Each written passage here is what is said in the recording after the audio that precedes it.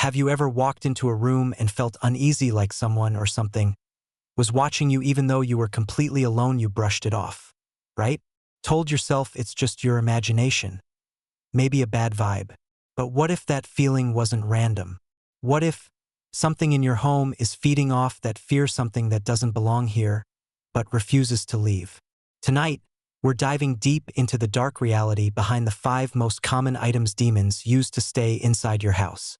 These objects might look innocent decorations, gifts, souvenirs, but each one can serve as an anchor, a spiritual tether that allows dark energy to remain long after it should have been banished. So before you turn off the lights, make sure you watch until the very end, because one of these 5 items might already be sitting somewhere inside your house right now. The concept of spiritual anchors. Narrator. Before we go through the list, you need to understand how demons and dark spirits attach themselves to a place. They don't just appear out of nowhere. They need a connection point, something tangible that ties their energy to the physical world. We call this a spiritual anchor. Think of it like Wi-Fi. The demon's energy is the signal, and that signal needs a router to stay connected. That router is often an object, something physical, emotional, or symbolic that holds energy. When people bring these items into their homes unknowingly, they also bring the attachment that comes with it.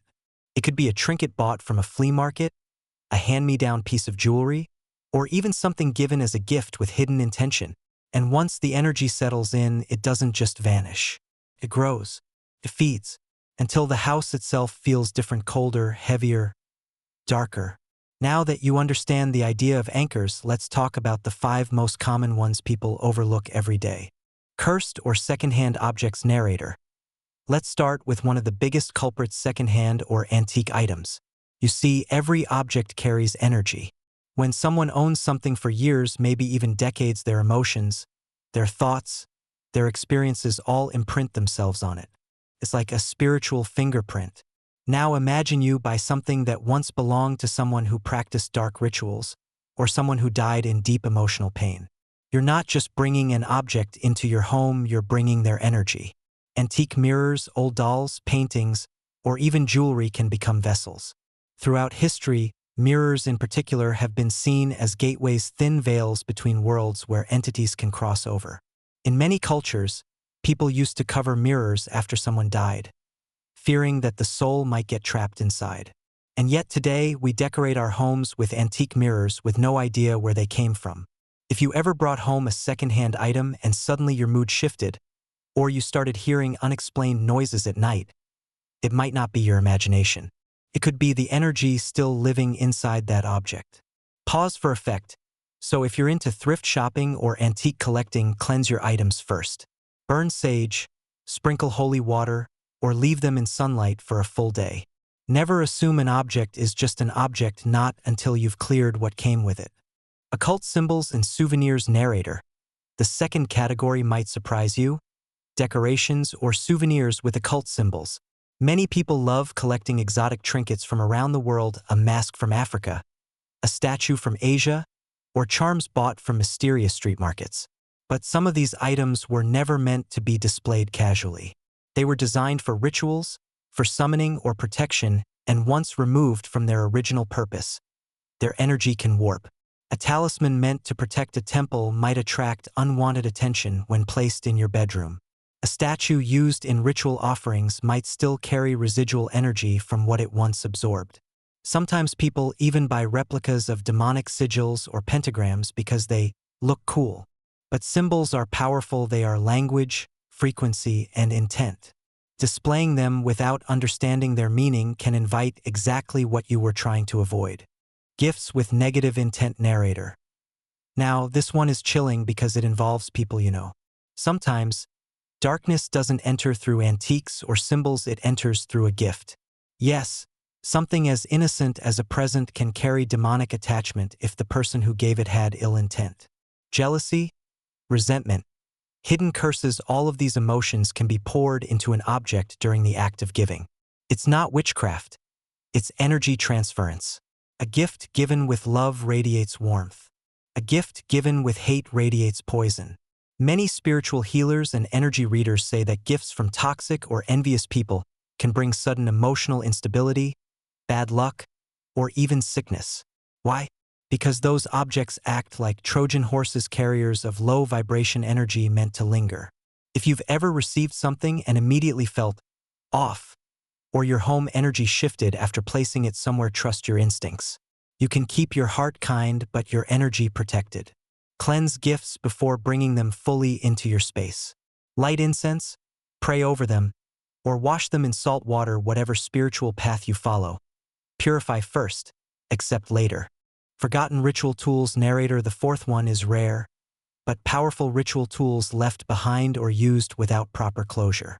This includes things like Ouija boards, spirit boxes, candles from spell rituals, or even handmade charms from spiritual ceremonies. When people dabble with the unseen, they often forget that intention opens doors, but forgetfulness leaves them unlocked. A Ouija session that wasn't properly closed can leave a spiritual portal open in your home. A candle lit with a summoning chant but blown out midway can trap that energy in the wax. Even crystals can retain low-frequency energy if used in dark practices. People think these are toys, but they are instruments of intention. They are like keys. Once turned, they change the locks between worlds. So if you ever experimented with summoning, manifesting, or cleansing rituals, make sure you also close them. Say a prayer, return the items to nature, or safely dispose of them. Leaving them behind is like leaving your front door open on a windy night. You never know what might come through. Images and media with hidden energy. Narrator. Now we come to one of the most modern and most underestimated sources: media itself. You might not realize it, but images, videos, and sounds can all carry frequency. In the spiritual world, energy doesn't just move through objects, it moves through symbols, words, and even digital patterns. There are stories of cursed paintings, haunted photographs, and even songs that change the energy in a room. And in our digital age, the same thing applies to videos, wallpapers, and online art. Sometimes people download artwork depicting demons or dark deities, not realizing that the symbol itself acts as an invitation. Even if it's fictional, the visual form can align with real energies that exist on different planes. And when you display them on your phone, your wall, or your altar, they create resonance. So if your home feels heavy, check your surroundings. What's hanging on your walls? What images are you looking at before bed? What videos do you replay over and over? Everything you consume becomes part of your spiritual ecosystem. And if that ecosystem becomes unbalanced, it gives dark energy permission to stay. How to break these attachments. Narrator. Now that you know what to look for, the question is, how do you remove it? The good news is, light is always stronger than darkness. But you have to act with intention. Here are a few powerful ways to cleanse your space and reclaim your peace. Identify and isolate. Walk through your home with calm awareness. Don't panic. Feel the atmosphere. Certain areas might feel colder, or you may feel heavy pressure around specific items. That's where energy lingers. Cleansing ritual. Burn sage, sandalwood, or frankincense while moving clockwise around the space. Open windows. Let energy flow out, not stay trapped. Say aloud, anything that does not belong to me, you are released now. Use sound. Bells, singing bowls, or even clapping can break stagnant vibrations. Sound is vibration, and vibration resets space. Affirm light. Darkness cannot stay where light is invited. Speak affirmations, pray, or visualize white light filling every corner. Your words are frequencies, use them wisely. Discard or purify. If a particular object feels heavy, no matter what you do, it's better to let it go. Don't just throw it in the trash. Bury it, return it to nature, or dissolve it with salt water while asking for release. The energy you keep. Narrator. Here's the truth most people ignore. Your home is not just a physical space, it's a reflection of your energy. Everything you own, everything you keep tells a story about what's allowed to stay in your life. So when you clear your space, you're not just cleaning your home, you're realigning your soul. Darkness is not always obvious. It doesn't always growl or whisper. Sometimes it just sits quietly in that one item you never thought twice about. So as you look around tonight, ask yourself, what am I allowing to stay here, and does it really belong? If you feel even a small shift inside you while watching this, trust that feeling. Energy recognizes truth, and your spirit always knows when something's out of place. Remember, protection doesn't come from fear, it comes from awareness. And awareness begins right here, right now. Narrator.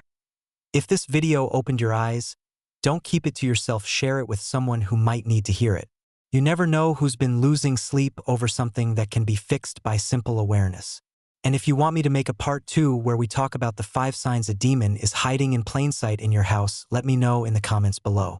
Stay safe, stay aware, and may your home always be filled with light.